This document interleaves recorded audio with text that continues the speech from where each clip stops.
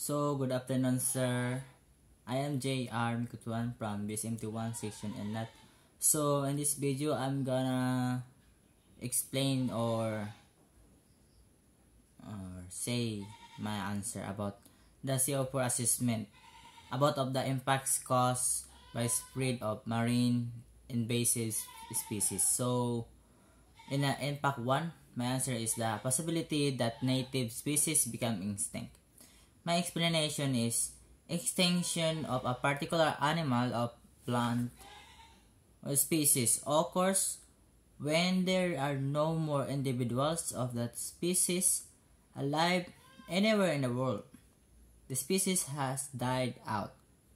This is a natural part of evolution, but sometimes extinctions happen at much faster rate than usual. Humans also cause other species to become extinct by hunting and overhunting. So, this is my explanation about the impact 1. And my answer of the impact 2 is potential negative effects of public health.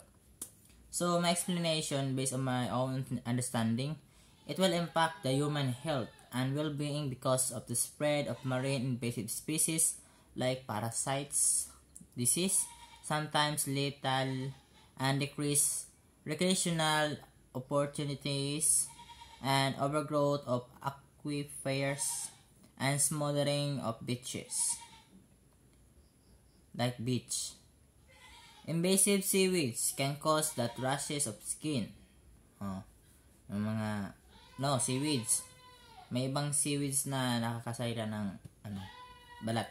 Invasive crabs can cause some disease o yung crab na binibinta baka may nakakahilo sa loob ng katawan nila kaya makaroon ng disease. So that's all of my explanation about the impact 2. So in the impact 3, my answer is the negative effects for coastal industries that rely on water extraction. So my explanation based on my own understanding, invasive species can affect alter marine ecosystem by disrupting native habitats, causing the extinction of flora and fauna, overwhelming of important vulnerable ecosystems such as coral reef and mangroves, decreasing of water quality, spreading of disease.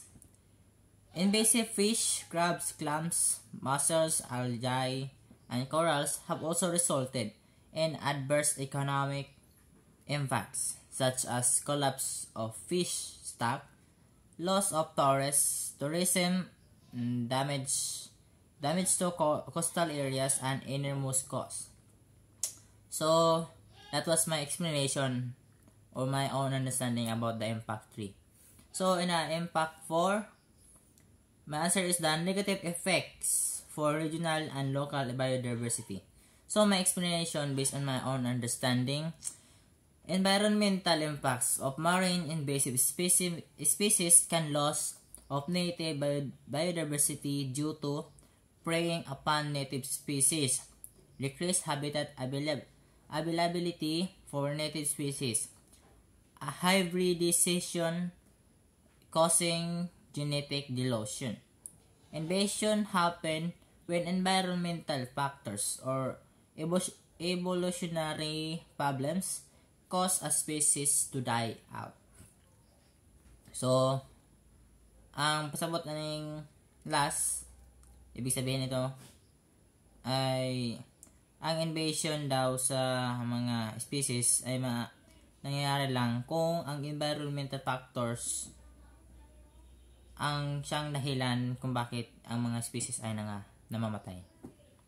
So that was my explanation about the impact 4.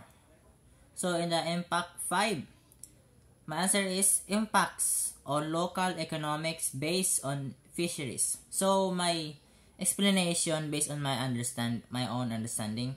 So in general, species for aquaculture promotes fisheries production due to the high growth rate, high disease, and high disease resistance, and high adaptability. Invasive species with low commercial value are more likely to successfully establish populations in natural environment than other due to arbitrary disposal and poor management.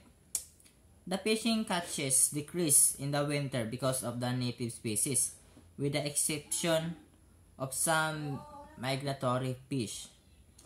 This likely cause of fishermen to catch more fish to offset their decreased income. So that was my explanation about the impact 5. So that's all.